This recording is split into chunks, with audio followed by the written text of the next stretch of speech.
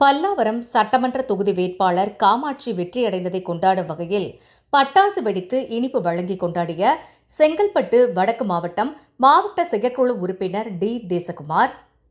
நடைபெற்ற சட்டமன்ற தேர்தலில் தமிழக வெற்றிக் கழகத்தின் சார்பில் பல்லாவரம் சட்டமன்ற தொகுதியில் போட்டியிட்ட காமாட்சி அவர்கள் 50,000க்கும் மேல் வாக்குகள் வித்தியாசத்தில் வெற்றி பெற்று பல்லாவரம் சட்டமன்ற உறுப்பினராக தேர்ந்தெடுக்கப்பட்டனர் மற்றும் தமிழகம் முழுவதும் அதிகப்படியான சட்டமன்ற உறுப்பினர்களை பெற்று தமிழக வெற்றிக் கழகத்தின் தலைவர் விஜய் அவர்கள் அரியணை பிடித்ததை கொண்டாடும் வகையில் பல்லாவரம் சட்டமன்ற தொகுதியில் செங்கல்பட்டு வடக்கு